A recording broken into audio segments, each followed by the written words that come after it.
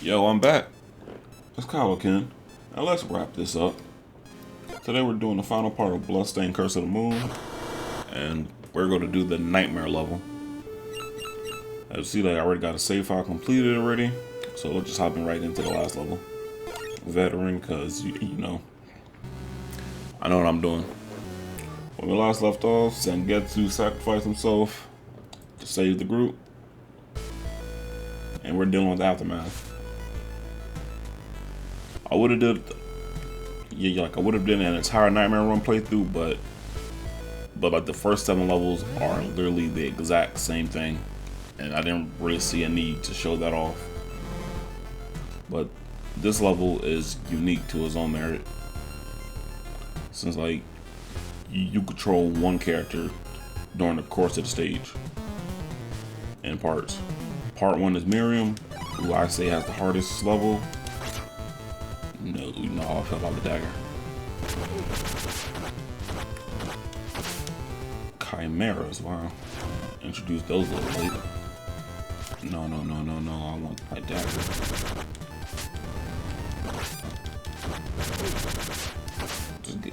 Will this guy fall? Yikes.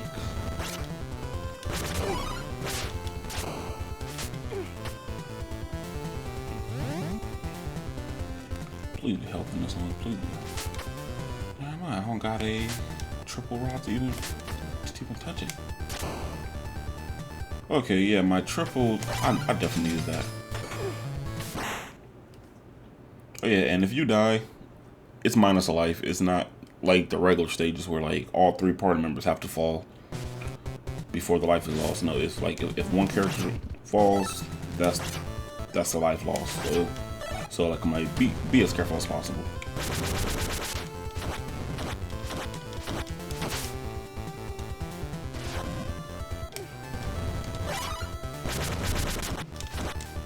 Now this Grimmer's gone, we gotta deal with the new Lord of Darkness. And who could that be? Okay, it's not phone. This ain't getting to like, I'm like, oh my gosh. That was my fault. I should have won. I should not went back. I should have won. Yeah, like I should have tried to just timed my jump. Okay, but like I said, like we all know, like the new Lord of Darkness is Zangetsu. Like we seen what happened to him before. Like he absorbed all the dark energy, or like whatever this game is used to call it.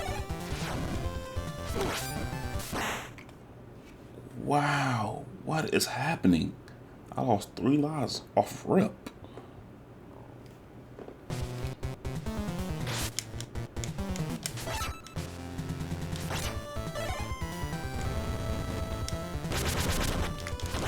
Like, I'm just gonna have to start using my soul weapon more, especially against this thing.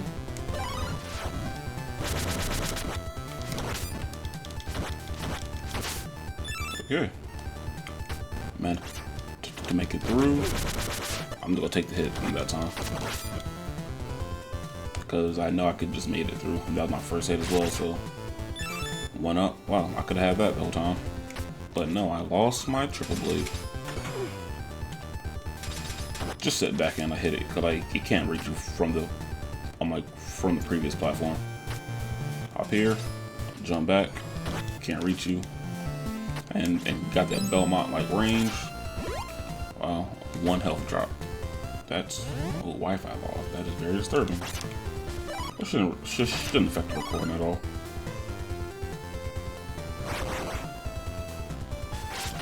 And this is why I wanted the triple blade for this, because floating enemy, no Jeeble. Yeah. And just like that, Miriam section is over. Next, to go to Alfred. And like you already know, equip Fire Shield and do not unequip it at all in this section. Ooh. Okay. Mistakes were made. Fortunately, like once you get a game over, not a game over, but like once you lose a life, after you switch characters, you don't have to go far. It'd been a pain in the ass if I had to do Miriam section all over again because I lost with Alfred. Wow, I am screwing this up a lot. Okay. I'm gonna actually go to... Okay, I'm actually going to time my jump this time.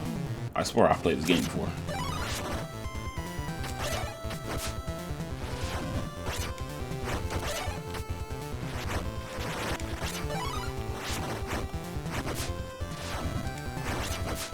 See, I told you. I played this game before. Do I want lightning?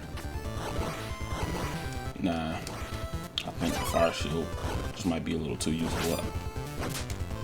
Yeah, cause like I don't think the lightning would even protect me from any of this.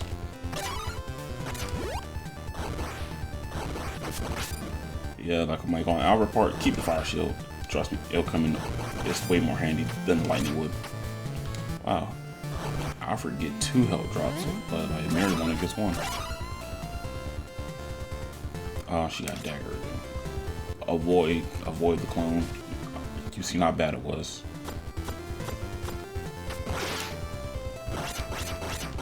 Just get close to him, just get close to him, and like boom, he's kaput. And by far the easiest section of 3. Literally, just fly your way to victory.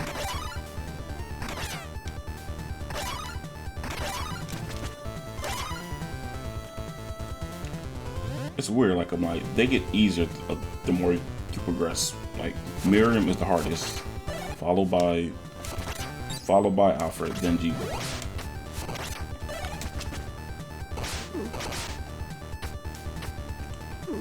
Like you expect it to go from from easy to hard, but it went in reverse order because he by far has the easiest section. I feel like they didn't even bother trying with his much.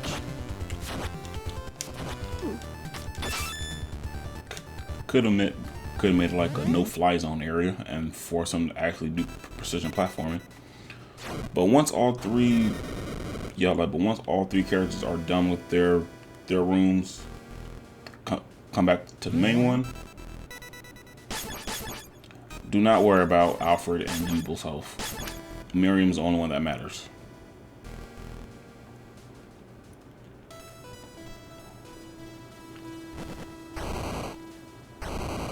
Know the deal. Get the most optimal sub weapon, which is the whip, not whip, the triple blades. What else could I possibly get? Nope. Oh yeah, also infinite 1-ups. Yeah, let me get the scythe because there's multiple ways to like go about this boss fight.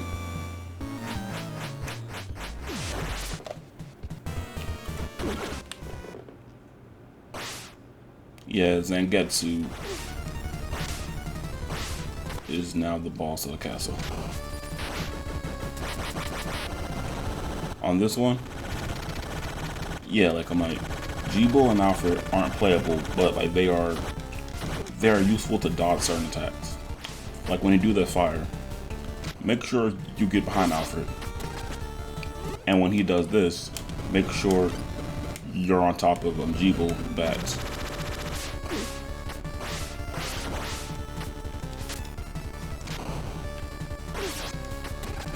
It's kind of tricky to figure out what he's going to do at time. I was expecting him to do little flame pillars again.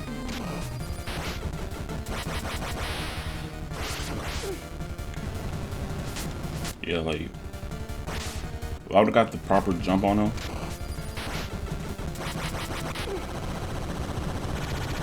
Wow, I am sucking at this fight a little too much.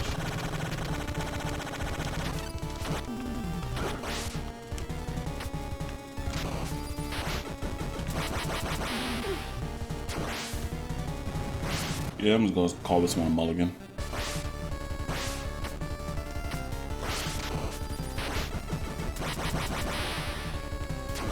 Yeah, it's game over.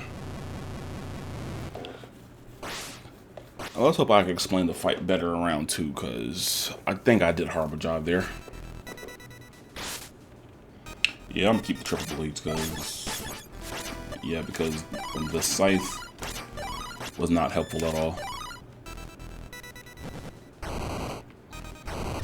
Okay, and like I was saying before, like, do not worry about Alfred and Jeeva's health prior to the fight because they have no like say of like how this fight is played out. All they do are help you dodge attacks and help you get close.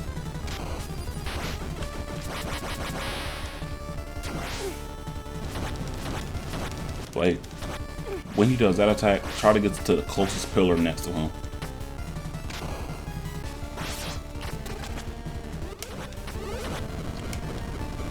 Yeah, like I'm like, once you notice the pattern, it shouldn't be too difficult. I, on the other hand, still have not did that yet.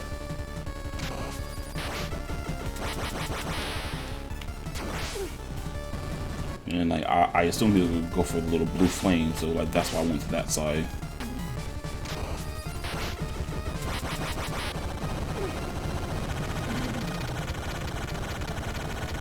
Yep, like I'm like just hide behind Alfred.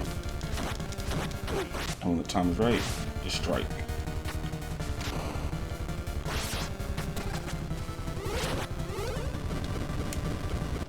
Just focus on what your party members are doing at the time, and that could be like a great indication of what you have to do.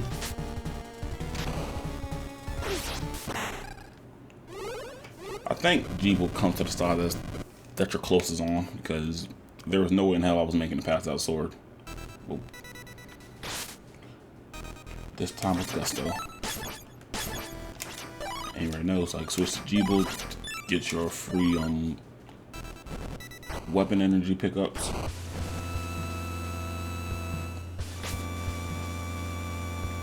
Thank you, Dracula. Breaking a wine glass all of a sudden.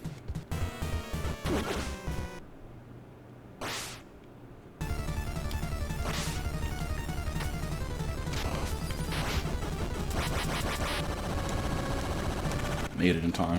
Thank you. You'll like hide behind Alfred. You'll be my little shield.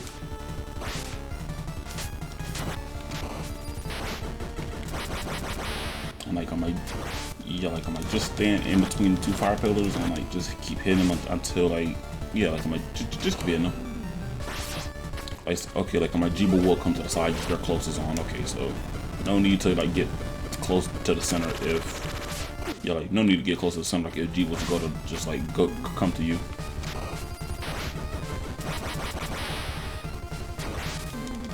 Wait till you like shoot the crescent beam and attack him from there.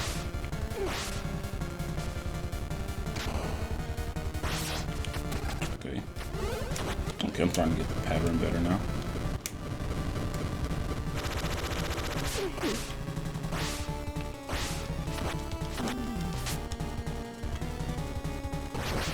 Okay, now like this part, protect Alfred at all costs.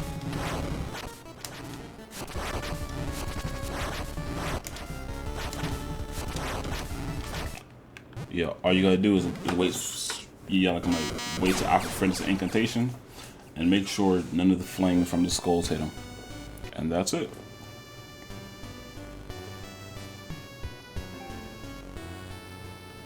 Wow. We definitely got to get that situated. Now we're at the sunset. Thus, this new era of darkness came to an end. Era, but like it was more like a weekend of darkness. However, the Pharaohs to save their allies' life weighed heavily upon their hearts. In the end, they only had enough power to save his soul. But isn't that enough?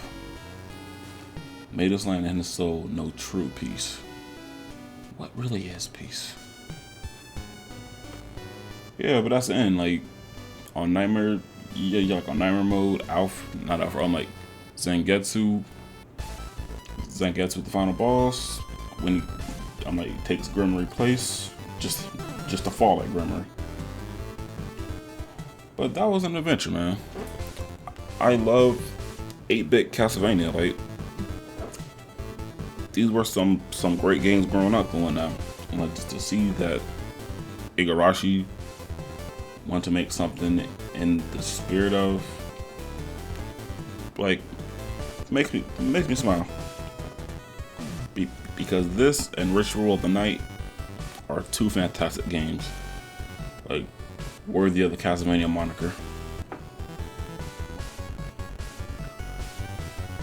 And I will play Ritual of the Night sometime in the near future. It's not the next Let's Play, but it's definitely something I would like to tackle eventually. Like I said, Ritual of the Night was probably, if it wasn't my game of the year, it's the coin toss between that and Indivisible, were my two favorite games of 2019. But I digress. Like I still haven't unlocked all the endings of this game yet. Like, I only did a solo run as Zangetsu once. And it's different because you get more power-ups. There's more powers depending on like if you slain your party members before you even recruit them. So I know one gives you a charge slash, one gives you a double jump, which is something he should have naturally in game, if you ask me. And one gives you like this crescent, just like this crescent slash in air that does a lot of damage. Zangetsu's soul remained behind, but it was driven to the afterlife. His soul ended up in Mega Man 2 for some odd reason.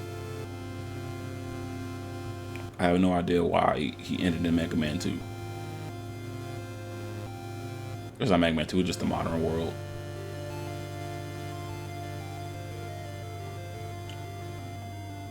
I like to think it's Mega Man 2. The end. Well, thank you for joining me for my Let's Play of Bloodstained Curse of the Moon. It's Kylo Ken, and I will see you later.